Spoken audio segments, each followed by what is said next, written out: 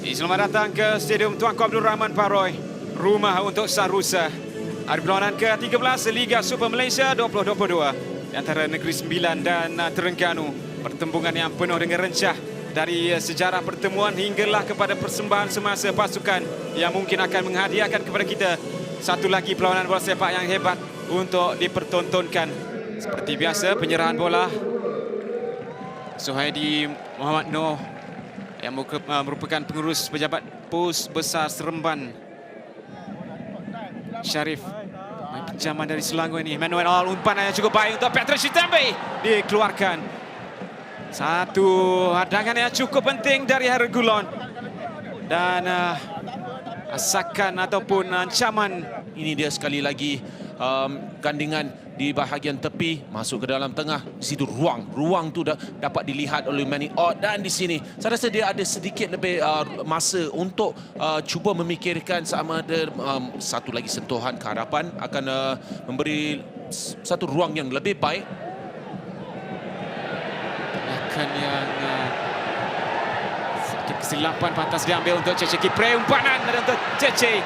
Masih lagi dalam permainan. Oh, cantik. Tepisan yang cukup untuk menafikan jaringan dari Petrus Shitambi. Bagaimana aksi kelab kabur di dalam kawasan permainan kotak penalti Negeri Sembilan, dan percubaan susulan itu dari Petrus Shitambi berikan oleh Shihan Azmi seperti tadi. Kini Negeri Sembilan gerakan di sebelah kanan. Rashid terus saja masuk, umpanan cuba untuk mencari Yasir, masuk. Jaringan pertama untuk Negeri Sembilan, Yasir Pinto. Setelah berlaku gerakan di sebelah kanan menerusi Encik Rashid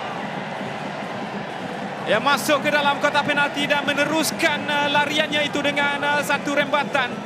Dan Yasir Pinto berada di kedudukan yang tepat untuk menampan bagi jaringan pertama Negeri Sembilan di minit ke-17. Walaupun Terengganu yang dilihat menguasai permainan. Faisal untuk Petrus Shitambi. Manuel Ott, satu lagi percubaan yang ditampan. Dan percubaan susulan tekan tiang dan masuk. Jaringan penyamaan dan respon yang cukup pantas diberikan oleh Terengganu. Bagaimana Cece Kipre kembali menembus apa yang berlaku sebelum ini untuk jaringan penyamaan dan respon ini yang cukup penting, yang cukup pantas. Kembali menyamakan kedudukan tidak sampai seminit. Alif Zakaria teruskan larian. Manuel Ott melihat ada larian di sebelah kanan menerusi Faisal Halim. Peluang untuk Terengganu. Satu gerakan yang cukup cantik yang disusun. Bagaimana pergerakan itu dari kiri masuk ke tengah dan hantaran ke sebelah kanan untuk Faisal Halim. Dan Faisal dengan seperti biasa antara lintang yang mencari penyerang tunggal mereka, Cece Kipre. Mohamed Nazari membantu. Pecahan dari Encik Rashid berjaya untuk menewaskan Alif Zakaria dan peluang dan jaringan hasil kesilapan dari Rahadi. Namun itu cukup untuk Negeri Sembilan mendapatkan jaringan kedua. Menerusi Gustavo Almeida dos Santos. Seperti mana jaringan pertama Yasir, begitu juga dengan Gustavo kerana beliau berada dalam kedudukan yang tepat. Dan hasilnya jaringan kedua.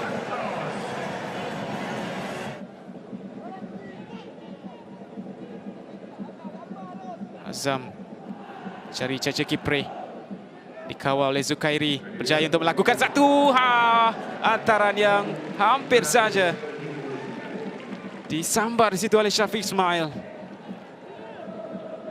Sangat penting daripada Shihan untuk menyempurnakan peluang yang dimiliki di minit ke-88 dari Hakimi. Satu rembatan tepat ke arah Shihan, dikeluarkan oleh Afiq Fitri.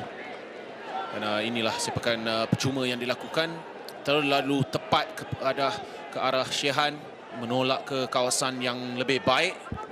Petrus Sitembi sekali lagi. Umpanan gagal disempurnakan oleh Adib. Syafiq Ismail. Terlintang. Ditanduk keluar di situ. Menoa dengan satu percubaan yang saya kira itu merupakan peluang terbaik untuk Terengganu. Di masa tambahan yang diberikan dalam 5 minit yang tinggal, 5 minit masa tambahan yang diberikan ini. 3 mata yang hampir pasti diraih oleh Negeri Sembilan. Zudin. Zakwan Arha, maksud saya.